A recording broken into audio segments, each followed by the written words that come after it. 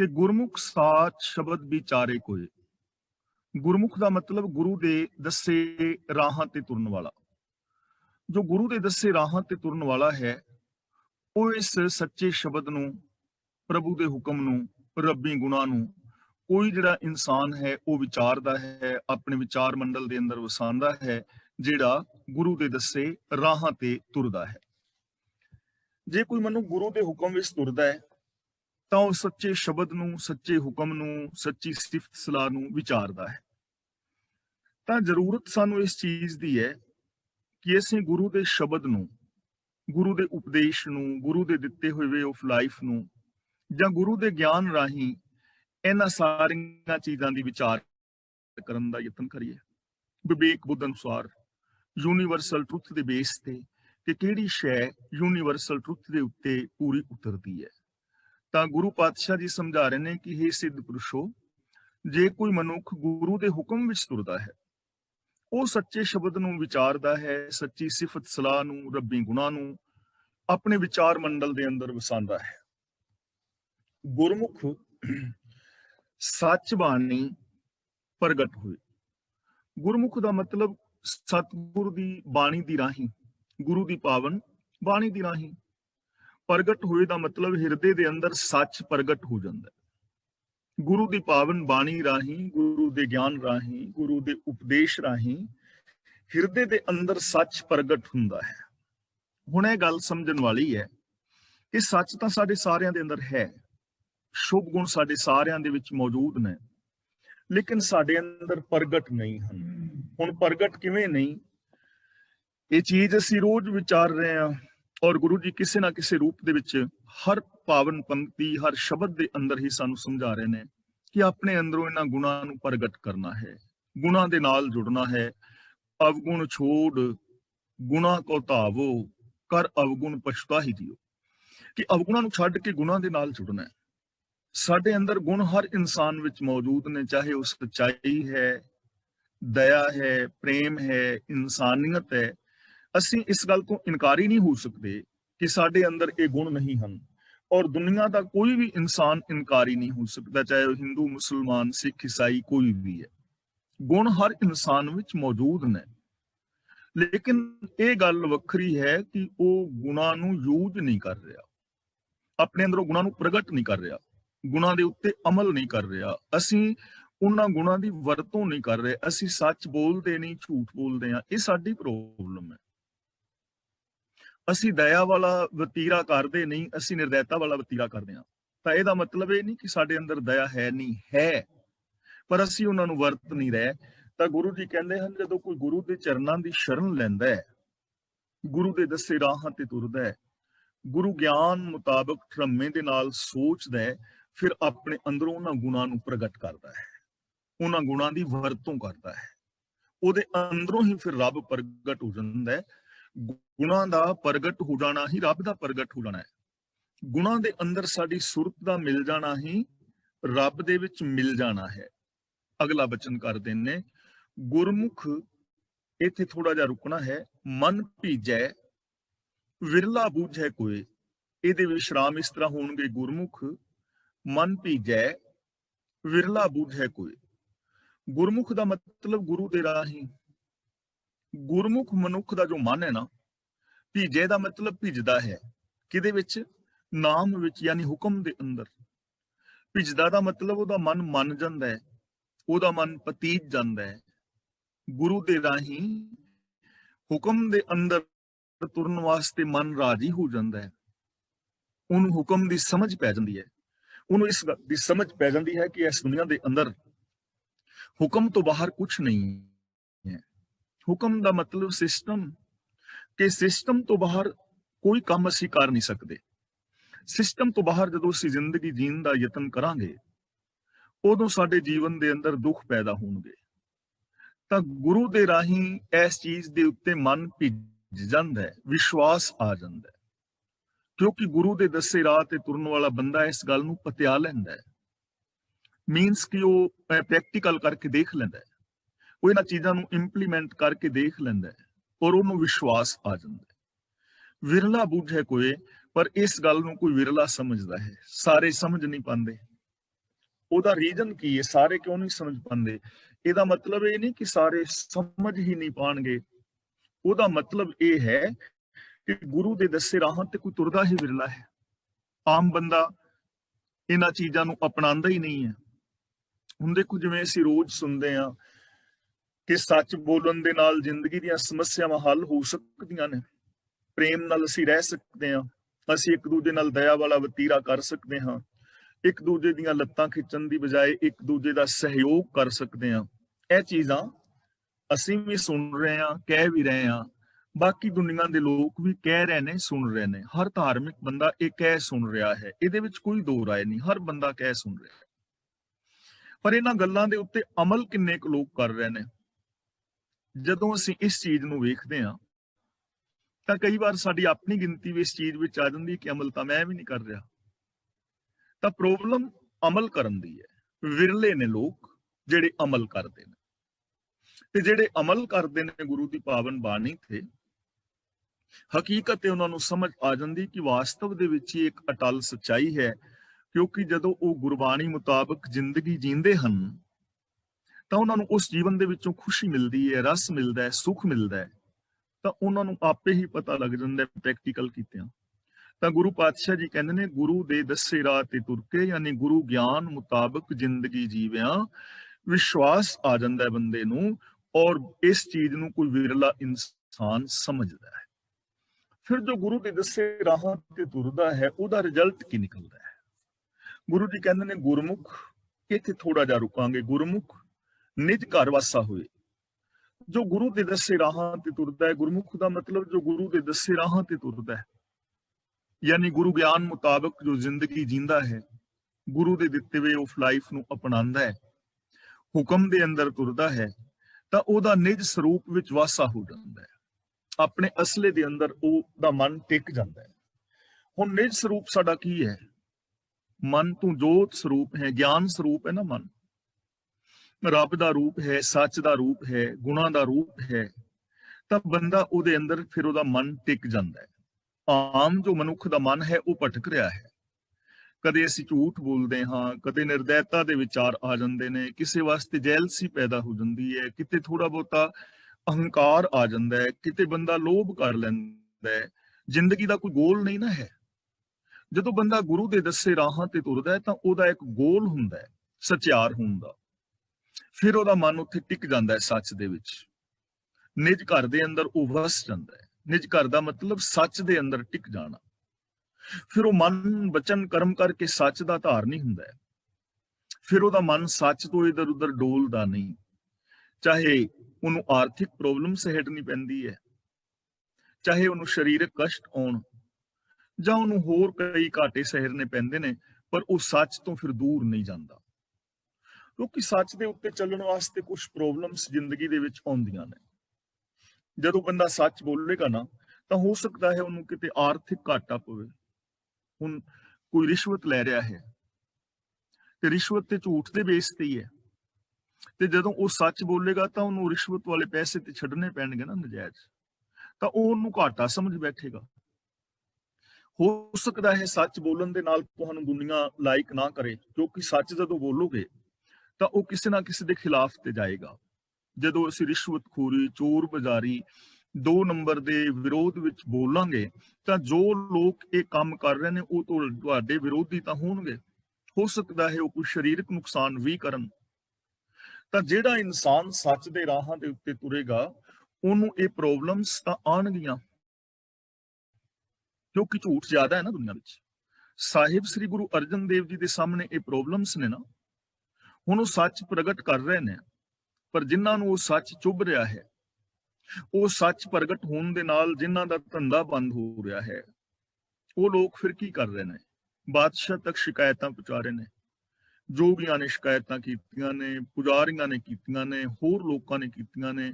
ਪ੍ਰਿਥੀ ਹੋਰੀ ਕਰ ਰਹੇ ਨੇ, ਗੰਗੂ ਕਰ ਰਿਹਾ ਹੈ, ਚੰਦੂ ਕਰ ਰਿਹਾ ਹੈ, ਗੰਗੂ ਸੌਰੀ ਮੈਂ ਨਾਮ ਲੈ ਗਿਆ, ਵੈਰੀ ਸੌਰੀ, ਚੰਦੂ ਕਰ ਰਿਹਾ ਹੈ।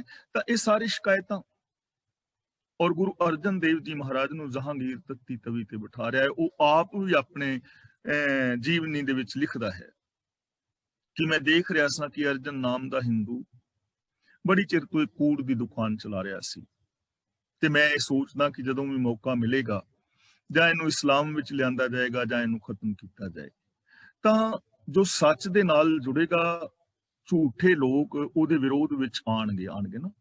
ਪਰ ਜਦੋਂ ਬੰਦਾ ਸੱਚ ਦੇ ਨਾਲ ਜੁੜ ਜਾਂਦਾ ਹੈ, ਗੁਰਮੁਖ ਨਿਜ ਘਰ ਵਾਸਾ ਹੋਏ, ਜਦੋਂ ਸੱਚ ਦੇ ਅੰਦਰ ਟਿਕ ਜਾਏ, ਫਿਰ ਉਹ ਇਹਨਾਂ ਚੀਜ਼ਾਂ ਦੀ ਦੁੱਖ ਨੂੰ ਮਹਿਸੂਸ ਨਹੀਂ ਕਰਦਾ, ਫਿਰ ਉਹ ਡੋਲਦਾ ਨਹੀਂ। ਫਿਰ ਉਹਨੂੰ ਬੇਸ਼ੱਕ ਆਰੇ ਨਾਲ ਚੀਰ ਕੇ ਵੇਖ ਲਓ, ਤੱਤੀਆਂ ਤਵੀਆਂ ਤੇ ਬਿਠਾ ਲਓ, ਦੇਗਾਂ ਚ ਬਾਲ ਲਓ, ਤੂੰਬੇ ਉਡਾ ਦਿਓ, ਉਹਦੇ ਬੱਚਿਆਂ ਦੇ ਟੁਕੜੇ ਕਰ ਦਿਓ, ਉਹ ਫਿਰ ਸੱਚ ਦੇ ਵਿੱਚ ਟਿਕ ਗਿਆ, ਜਿਹੜਾ ਟਿਕ ਗਿਆ।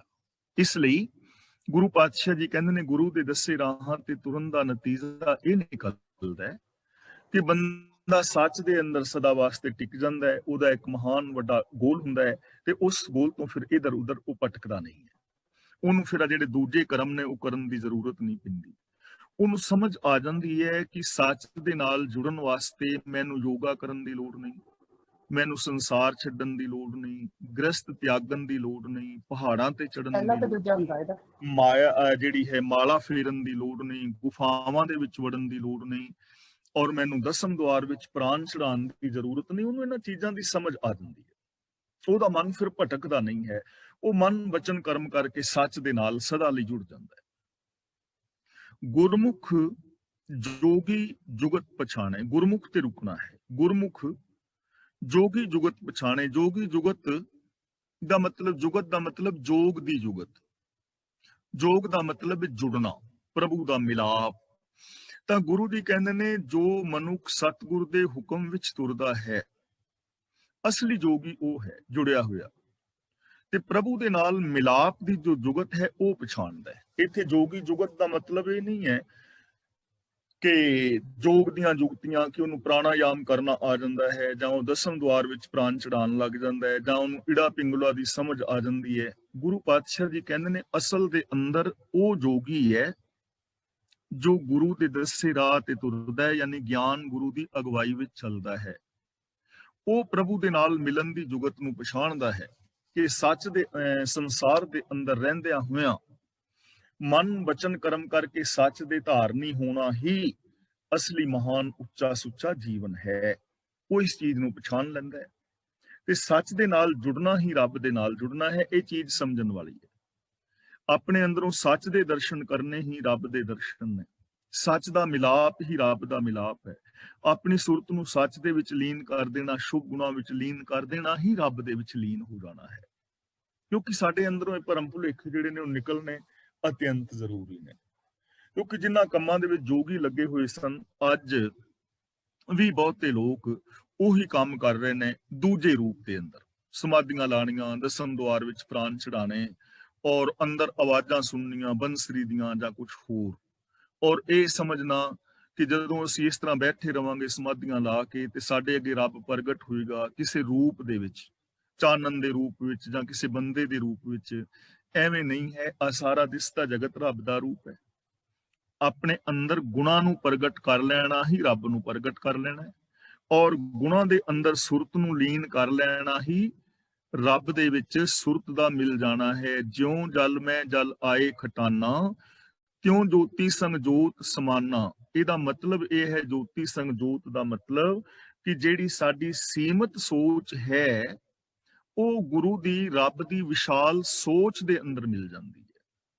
ਜਿਹੜੀ ਸਾਡੀ ਸੀਮਤ ਸੋਚ ਨਾ, ਈਰਖਾ ਦਵੇਸ਼ ਵਾਲੀ, ਇਹ ਸ਼ੁਭ ਗੁਣਾਂ ਦੇ ਵਿਸ਼ਾਲਤਾ ਦੇ ਅੰਦਰ ਸਮਾ ਜਾਂਦੀ ਹੈ। ਇਹ ਹੀ ਜੋਤੀ ਜੋਤ ਸਮਾ ਜਾਣਾ ਹੈ।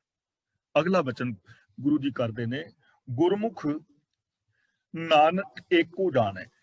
ਗੁਰੂ ਦੇ ਹੁਕਮ ਵਿੱਚ ਤੁਰਨ ਵਾਲਾ ਮਨੁੱਖ ਇੱਕ ਰੱਬ ਨੂੰ ਹੀ ਸਭ ਥਾਵਾਂ ਤੇ ਜਾਣਦਾ ਹੈ। ਇੱਕੋ ਜਾਣੇ ਦਾ ਮਤਲਬ ਇੱਕ ਨੂੰ ਹੀ ਜਾਣਦਾ ਕਿ ਹੈ ਹੀ ਇੱਕ, ਦੂਜਾ ਕੋਈ ਹੈ ਹੀ ਨਹੀਂ।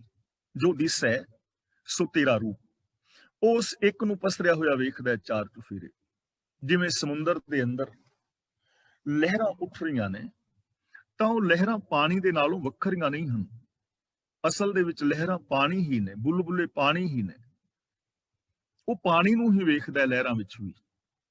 ਉਹਨੂੰ ਸਮਝ ਹੁੰਦੀ ਹੈ ਕਿ ਲਹਿਰਾਂ ਵੱਖਰੀਆਂ ਨਹੀਂ, ਪਾਣੀ ਦਾ ਹੀ ਰੂਪ ਨੇ, ਪਾਣੀ ਹੀ ਨੇ, ਹੈ ਹੀ ਪਾਣੀ।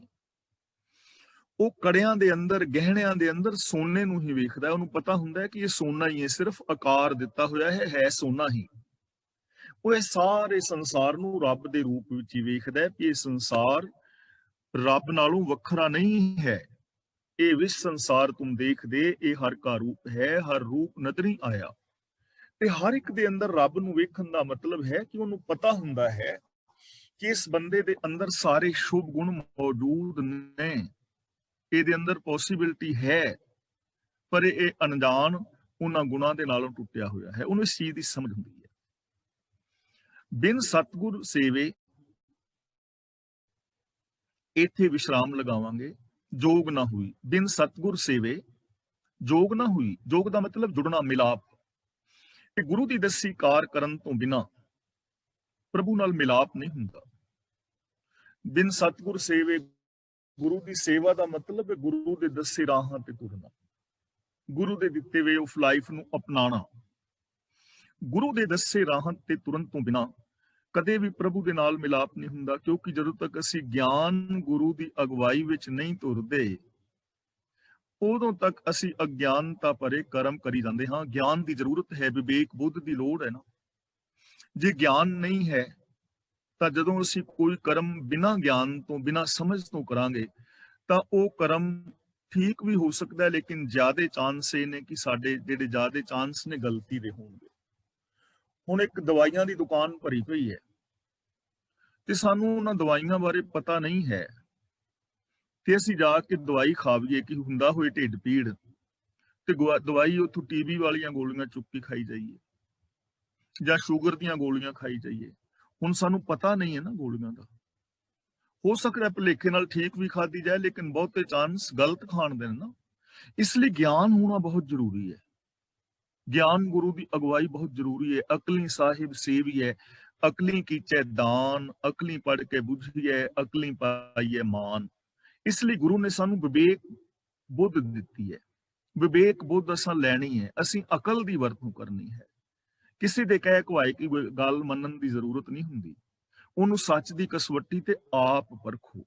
ਜਿਹੜੀ ਚੀਜ਼ ਬਾਣੀ ਤੇ ਪੂਰੀ ਉਤਰਦੀ ਹੈ ਉਹ ਸੱਚ ਹੈ। ਜੋ ਗੁਰਬਾਣੀ ਤੇ ਪੂਰੀ ਨਹੀਂ ਉਤਰਦੀ ਉਹਨੂੰ ਗਲਤ ਕਹਿਣ ਵਿੱਚ ਸਾਨੂੰ ਸੰਕੋਚ ਨਹੀਂ ਕਰਨਾ ਚਾਹੀਦਾ, ਚਾਹੇ ਉਹ ਕਿੱਡੀ ਵੀ ਵੱਡੀ ਹਸਤੀ ਹੈ। ਇਹਦੇ ਨਾਲ ਕੋਈ ਫਰਕ ਨਹੀਂ ਪੈਂਦਾ ਕਿ ਕੌਣ ਕੀ ਕਹਿੰਦਾ ਹੈ। ਗੱਲ ਇਹ ਹੈ ਕਿ ਸੱਚ ਕੀ ਹੈ, ਤੇ ਸੱਚ ਨੂੰ ਪਛਾਣਨ ਲਈ ਗਿਆਨ ਦੀ ਜ਼ਰੂਰਤ ਹੈ, ਵਿਵੇਕ ਬੁੱਧੀ। ਇਸ ਲਈ ਗੁਰੂ ਜੀ ਕਹਿੰਦੇ ਨੇ, ਇਹ ਜੋਗੀ ਜਨੋ, ਗੁਰੂ ਦੇ ਦੱਸੇ ਰਾਹਾਂ ਤੇ ਤੁਰਨ ਤੋਂ ਬਿਨਾ, ਗਿਆਨ ਗੁਰੂ ਦੀ ਅਗਵਾਈ ਤੋਂ ਬਿਨਾ ਪ੍ਰਭੂ ਦਾ ਮਿਲਾਪ ਨਹੀਂ ਹੁੰਦਾ। ਬਿਨ ਸਤਿਗੁਰ ਭੇਟੇ ਮੁਕਤ ਨਾ ਕੋਈ।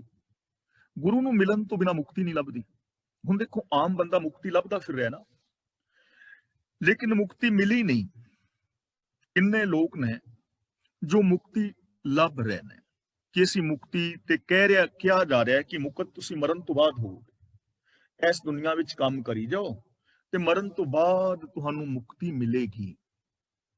ਤੇ ਮਰਨ ਤੋਂ ਬਾਅਦ ਵਾਲੀ ਮੁਕਤੀ ਦਾ ਕਰਨਾ ਕੀ ਹੈ? ਹੁਣ ਮੈਂ ਸਮੁੰਦਰ ਦੇ ਕਿਨਾਰੇ, ਕਿਸੇ ਦਰਿਆ ਦੇ ਕਿਨਾਰੇ ਫਿਰਦਾ ਹਾਂ ਤੇ ਮੈਂ ਜਾਣਾ ਹੋਏ ਦਰਿਆ ਦੇ ਪਰਲੇ ਪਾਸੇ, ਤੇ ਕੋਈ ਕਵੇ ਵੀ ਤੈਨੂੰ ਕਿਸ਼ਤੀ ਤੇ ਮਿਲ ਜਾਏਗੀ, ਪਰ ਮਰਨ ਤੋਂ ਬਾਅਦ ਮਿਲੇਗੀ। ਦਰਿਆ ਦੇ ਵਿੱਚ ਛਾਲ ਮਾਰ, ਜਦੋਂ ਡੁੱਬ ਕੇ ਮਰ ਜਾਏਗਾ ਫਿਰ ਤੈਨੂੰ ਕੋਈ ਕਿਸ਼ਤੀ ਮਿਲ ਜਾਏਗੀ। ਤੇ ਮੈਂ ਉਹ ਕਿਸ਼ਤੀ ਦਾ ਕਰਨਾ ਕੀ ਹੈ? ਬੂਟ ਮੂਏ ਨੌਕਾ ਮਿਲੇ ਕੋਕਾਏ ਚੜਾਓ, ਫਿਰ ਉਹਦਾ ਲਾਭ ਕੀ ਹੈ? ਇਸ ਲਈ ਮਰਨ ਤੋਂ ਬਾਅਦ ਵਾਲੀ ਮੁਕਤੀ ਨੂੰ ਗੁਰਮਤ ਨੇ ਪ੍ਰਵਾਨ ਨਹੀਂ ਕੀਤਾ। ਬੇਣੀ ਕਹੈ ਸੁਣੋ ਰੇ ਭਗਤੋ, ਮਰਨ ਮੁਕਤ ਕਿਨ ਪਾਈ। ਲੋਕਾਂ ਨੇ ਮੁਕਤੀ ਨੂੰ ਸਮਝਿਆ ਨਹੀਂ। ਇਹੀ ਕਾਰਨ ਹੈ ਕਿ ਮੁਕਤੀ ਦੇ ਨਾਮ ਦੇ ਉੱਤੇ ਕਿੰਨੀਆਂ ਸਾਰੀਆਂ ਦੁਕਾਨਾਂ ਚੱਲਦੀਆਂ ਨੇ। ਧਰਮ ਨੂੰ ਕਮਰਸ਼ੀਅਲ ਬਣਾ ਦਿੱਤਾ ਗਿਆ। ਕਿੰਨੇ ਸਾਰੇ ਬਾਬੇ ਮੁਕਤੀ ਦੇਣ ਦਾ ਦਾਅਵਾ ਕਰ ਰਹੇ ਨੇ, ਔਰ ਆਪ ਮੁਕਤੀ ਪਾਉਣ ਵਾਸਤੇ ਕਿੰਨੇ ਸਾਰੇ ਕਰਮ ਕਾਂਡ ਕਰਦੇ ਨਜ਼ਰ ਹੀ ਪੈਂਦੇ ਨੇ। ਘਰ ਦਾ ਤਿਆਗ, ਪਤਨੀ ਦਾ ਤਿਆਗ, ਫਰਜ਼ਾਂ ਦਾ ਤਿਆਗ। ਕਿੰਨੇ ਸਾਰੇ ਲੋਕ ਬਾਹਰਲੇ ਭੇਖ ਧਾਰਨ ਕਰੀ ਫਿਰਦੇ ਨੇ। ਤਾਂ ਇਹ ਮੁਕਤੀ ਦਾ ਕੋਈ ਸਾਧਨ ਨਹੀਂ ਹੈ।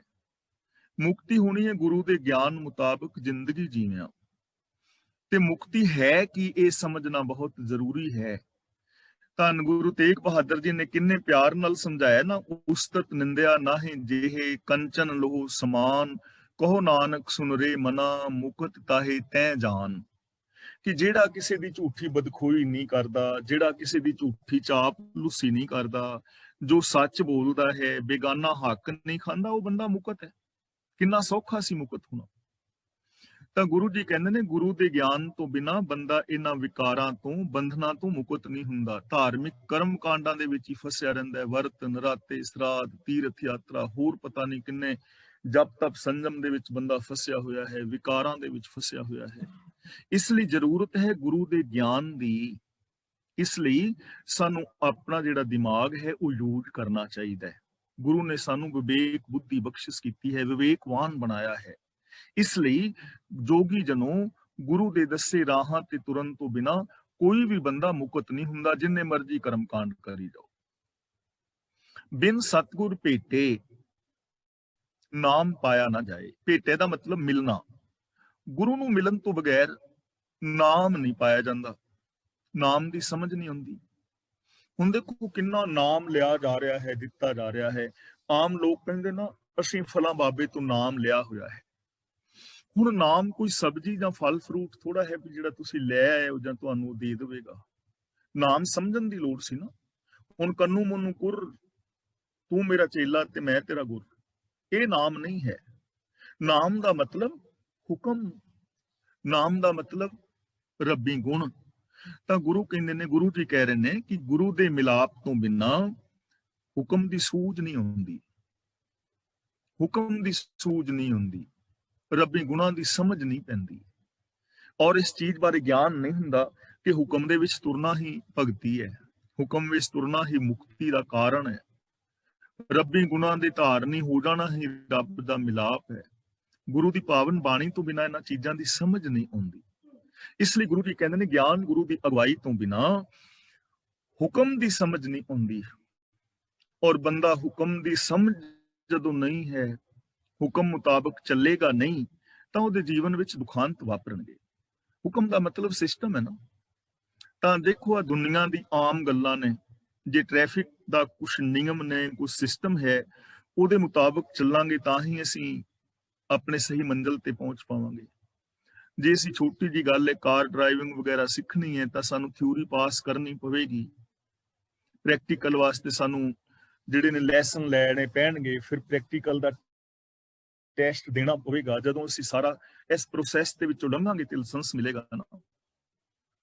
ਇਸੇ ਤਰ੍ਹਾਂ ਗੁਰੂ ਜੀ ਕਹਿੰਦੇ ਨੇ ਜਦੋਂ ਤੱਕ ਸਾਨੂੰ ਗੁਰੂ ਦਾ ਗਿਆਨ ਨਹੀਂ, ਸਾਡੇ ਪਾਸ ਨੌਲੇਜ ਨਹੀਂ ਹੈ, ਗਿਆਨ ਨਹੀਂ ਹੈ, ਕਾਮਨ ਸੈਂਸ ਨਹੀਂ, ਵਿਵੇਕ ਬੁੱਧ ਨਹੀਂ, ਉਦੋਂ ਤੱਕ ਹੁਕਮ ਬਾਰੇ ਵੀ ਸਾਨੂੰ ਸਮਝ ਨਹੀਂ ਨਾ ਆਣੀ ਕਿ ਸਾਰਾ ਸੰਸਾਰ ਕਿਸੇ ਸਿਸਟਮ ਵਿੱਚ ਪੈਦਾ ਹੁੰਦਾ ਹੈ, ਸਿਸਟਮ ਵਿੱਚ ਪਾਲਣਾ ਹੋ ਰਹੀ ਹੈ, ਸਿਸਟਮ ਦੇ ਅੰਦਰ ਮੌਤ ਹੋ ਰਹੀ ਹੈ, ਸਿਸਟਮ ਦੇ ਅੰਦਰ ਹੀ ਸੁੱਖ ਹੈ। ਇਹਨਾਂ ਚੀਜ਼ਾਂ ਦਾ ਗਿਆਨ ਗੁਰੂ ਤੋਂ ਬਿਨਾਂ ਨਹੀਂ ਹੁੰਦਾ। ਬਿਨ ਸਤਗੁਰ ਭੇਟੇ ਮਹਾ ਦੁੱਖ ਪਾਏ। ਗੁਰੂ ਨੂੰ ਮਿਲਣ ਤੋਂ ਬਿਨਾਂ ਮਹਾ ਦੁੱਖ ਦਾ ਮਤਲਬ ਬੜਾ ਕਸ਼ਟ ਉਠਾਉਂਦਾ ਹੈ ਬੰਦਾ, ਵੱਡੇ ਵੱਡੇ ਦੁੱਖ ਸਹਿੜਦਾ ਹੈ। ਜੀਵਨ ਦੇ ਸ਼ੁਰੂ ਤੋਂ ਲੈ ਕੇ ਅਖੀਰ ਤੱਕ, ਮੌਤ ਤੱਕ ਆਮ ਬੰਦਾ ਕਿੰਨੇ ਸਾਰੇ ਦੁੱਖ ਸਹਿੜਦਾ ਹੈ ਨਾ। ਆਮ ਬੰਦਾ ਚਿੰਤਾਤੁਰ ਹੈ। ਔਰ ਇਹ ਹਕੀਕਤ ਹੈ। ਦੇਖੋ ਅਸੀਂ, ਸਾਡੇ ਕੋਲ ਧੀਆਂ ਨੇ, ਪੁੱਤਰ ਨੇ, ਭੈਣ ਭਰਾ, ਜ਼ਮੀਨ ਜਾਇਦਾਦ, ਧਨ ਦੌਲਤ, ਇਹ ਸਾਰਾ ਕੁਝ ਮੌਜੂਦ ਹੈ। ਜਿਵੇਂ ਸਾਰੀ ਦੁਨੀਆ ਧਰਤੀ ਤੇ ਵਸ ਰਹੀ ਹੈ, ਇੱਕੋ ਹੀ ਧਰਤੀ ਹੈ। ਜਿਵੇਂ ਸੂਰਜ ਹੈ, ਚੰਦਰਮਾ ਹੈ, ਗ੍ਰਹਿ ਨਕਸ਼ਤਰ, ਤਾਰੇ ਸਿਆਰੇ ਸਿਤਾਰੇ ਨੇ, ਇਹ ਸਾਰੀਆਂ ਚੀਜ਼ਾਂ ਸਾਡੇ ਕੋਲ ਹੈ ਨੇ ਨਾ ਮੌਜੂਦ। ਜਿੰਨੇ ਵੀ ਸੁੱਖਾਂ ਦੇ ਸਾਧਨ ਨੇ ਉਸ ਦੁਨੀਆ ਵਿੱਚ ਮੌਜੂਦ ਨੇ। ਹਰ ਸੁੱਖ ਪਾਉਣ ਦੀ ਸਾਡੇ ਅੰਦਰ ਪੋਸੀਬਿਲਿਟੀ ਵੀ ਹੈ, ਪਰ ਫਿਰ ਵੀ ਬੰਦਾ ਦੁਖੀ ਹੈ। ਫਿਰ ਵੀ ਘਰਾਂ ਦੇ ਅੰਦਰ ਕਲ ਕਲੇਸ਼ ਨੇ। ਉਹਦਾ ਰੀਜ਼ਨ ਕੀ ਹੈ? ਉਹਦਾ ਰੀਜ਼ਨ ਇੱਕੋ ਹੀ ਨਾ ਕਿ ਸ਼ੁਭ ਗੁਣਾਂ ਦੀ ਵਰਤੋਂ ਨਾ ਕਰਨੀ। ਸਾਨੂੰ ਜੀਵਨ ਦੇ ਢੰਗ ਦਾ ਨਹੀਂ ਪਤਾ, ਵੇ ਆਫ ਲਾਈਫ ਸਾਡਾ ਗਲਤ ਹੈ, ਕਿਤੇ ਸੋਚ ਗਲਤ ਹੈ, ਕਿਤੇ ਨੈਗੇਟਿਵਿਟੀ ਹੈ, ਕਿਤੇ ਕੋਈ ਨਾ ਕੋਈ ਦੋਸ਼ ਹੈ। ਉਸ ਦੋਸ਼ ਕਰਕੇ ਬੰਦਾ ਦੁੱਖ ਪਾਉਂਦਾ ਹੈ, ਨਹੀਂ ਤਾਂ ਦੁੱਖ ਤਾਂ ਇਸ ਦੁਨੀਆ ਵਿੱਚ ਹੈ ਨਹੀਂ। ਜਿਵੇਂ ਅਸੀਂ ਕਲਾਸ ਦੇ ਵਿੱਚ ਬੈਠ ਕੇ ਦੇਖੋ, ਪਹਿਲੇ 15 ਮਿੰਟ ਕਿਵੇਂ ਆਪ ਸਾਰੇ ਇੱਕ ਦੂਜੇ ਨਾਲ ਹੱਸਦੇ ਖੇਲਦੇ, ਪਿਆਰ ਮੁਹੱਬਤ ਦੇ ਨਾਲ। ਤਾਂ ਜੇ ਅਸੀਂ ਦੇਖੋ ਕੌਣ ਕਿਸ ਦੇਸ਼ ਵਿੱਚੋਂ ਅਸੀਂ ਇਕੱਠੇ ਹੋਏ ਹਾਂ, ਇੱਕ ਦੂਜੇ ਨੂੰ ਜਾਣਦੇ ਤੱਕ ਨਹੀਂ, ਲੇਕਿਨ ਇੱਕ ਪਰਿਵਾਰ ਦੀ ਤਰ੍ਹਾਂ ਸਾਡਾ ਪਿਆਰ ਬਣ ਗਿਆ ਨਾ। ਤੇ ਜੇ ਅਸੀਂ ਇੰਨੇ ਲੋਕ, ਇੰਨੇ ਦੇਸ਼ਾਂ ਦੇ, ਅਲੱਗ-ਅਲੱਗ ਥਾਵਾਂ ਦੇ, ਇੰਨੇ ਪਿਆਰ ਦੇ ਨਾਲ ਰਹਿ ਸਕਦੇ ਹਾਂ, ਇੱਕ ਦੂਜੇ ਨੂੰ ਵੇਖਣ ਤੋਂ ਬਿਨਾਂ ਨਹੀਂ ਤਸੱਲੀ ਹੁੰਦੀ, ਤਾਂ ਫਿਰ ਪਰਿਵਾਰ ਦੇ ਜੀਆਂ ਨਾਲ ਕਿਉਂ ਨਹੀਂ ਰਹਿ ਸਕਦੇ? ਇਹਦਾ ਮਤਲਬ ਪਰਿਵਾਰ ਦੇ ਜੀਆਂ ਨਾਲ ਰਹਿਣਾ ਤੇ ਹੋਰ ਸੌਖਾ ਹੈ। ਤਾਂ ਉਹਦਾ ਰੀਜ਼ਨ ਇਹ ਹੈ ਕਿ ਅਸੀਂ ਰਹਿੰਦੇ ਨਹੀਂ, ਨੌਲੇਜ ਨਹੀਂ ਹੈ ਹਰ ਇਨਸਾਨ ਨੂੰ, ਗਿਆਨ ਤੋਂ ਵੀ ਹੋਣਾ ਹੈ। ਇਸ ਲਈ ਗੁਰੂ ਜੀ ਕਹਿੰਦੇ ਨੇ ਗੁਰੂ ਦੇ ਗਿਆਨ ਤੋਂ ਬਿਨਾ ਬੰਦਾ ਦੁਖੀ ਹੁੰਦਾ ਹੈ, ਜ਼ਿੰਦਗੀ ਜੀਣ ਦਾ ਸਹੀ ਢੰਗ ਨਹੀਂ ਅਪਣਾਉਂਦਾ, ਔਰ ਗਿਆਨ ਤੋਂ ਵਿਹੂਣਾ ਆਦਮੀ ਵੱਡੇ ਵੱਡੇ ਕਸ਼ਟ ਜ਼ਿੰਦਗੀ ਦੇ ਅੰਦਰ ਉਠਾਉਂਦਾ ਹੈ। ਬਿਨ ਸਤਿਗੁਰ ਭੇਟੇ ਮਹਾ ਗਰਭ ਗੁਬਾਰ।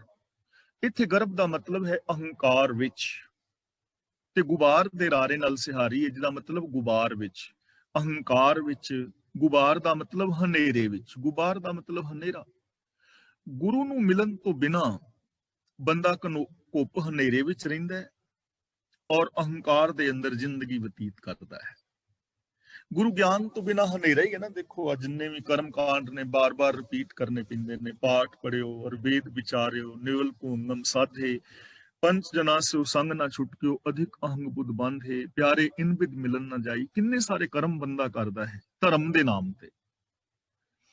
ਔਰ ਦੇਖੋ ਪ੍ਰੋਬਲਮ ਇਹ ਹੈ ਕਿ ਬੰਦਾ, ਹਰ ਇਨਸਾਨ ਜੋ ਰੱਬ ਦੇ ਅੰਦਰ ਵਿਸ਼ਵਾਸ ਰੱਖਦਾ ਹੈ, ਹਰ ਇਨਸਾਨ ਜਿਹੜਾ ਇਹ ਕਹਿੰਦਾ ਹੈ ਕਿ ਮੈਂ ਰੱਬ ਦੇ ਵਿੱਚ ਵਿਸ਼ਵਾਸ ਰੱਖਦਾ ਹਾਂ, ਰੱਬ ਦਿਆਲੂ ਹੈ, ਕਿਰਪਾਲੂ ਹੈ, ਰੱਬ ਸਾਰਿਆਂ ਦੇ ਵਿੱਚ ਹੈ, ਤਾਂ ਉਹ ਬੰਦਾ ਵੀ ਦੂਜੇ ਬੰਦੇ ਨਾਲ ਰੱਬ ਵਰਗਾ ਪਿਆਰ ਵਿਹਾਰ ਨਹੀਂ ਕਰ ਰਿਹਾ।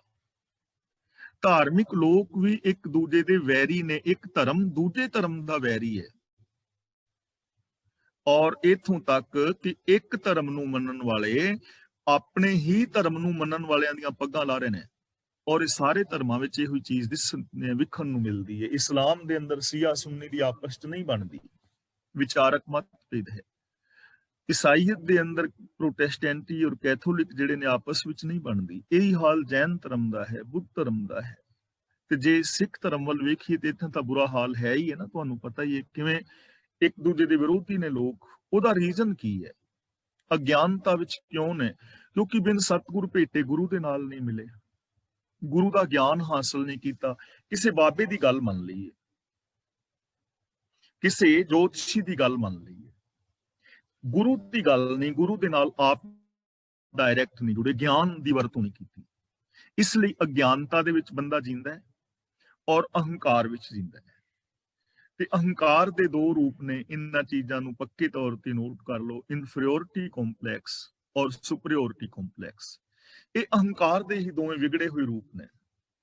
ਇੱਕ ਦੇ ਮਨ ਅੰਦਰ ਤੇ ਇਹ ਹੈ ਕਿ ਮੈਂ ਕੁਝ ਵੀ ਨਹੀਂ ਕਰ ਸਕਦਾ, ਮੈਂ ਕਦੇ ਕਾਮਯਾਬ ਹੀ ਨਹੀਂ ਹੋ ਸਕਦਾ, ਮੇਰੇ ਅੰਦਰ ਤਾਕਤ ਹੀ ਨਹੀਂ ਹੈ, ਮੇਰਾ ਦਿਮਾਗ ਹੀ ਠੀਕ ਨਹੀਂ, ਮੈਨੂੰ ਲੋਕ ਚੰਗਾ ਹੀ ਨਹੀਂ ਸਮਝਦੇ, ਮੈਨੂੰ ਤੇ ਰੱਬ ਚੁੱਕ ਹੀ ਲਵੇ ਤੇ ਠੀਕ ਹੈ ਕਿਉਂਕਿ ਮੈਂ ਕੁਝ ਕਰ ਹੀ ਨਹੀਂ ਸਕਦਾ। Inferiority complex.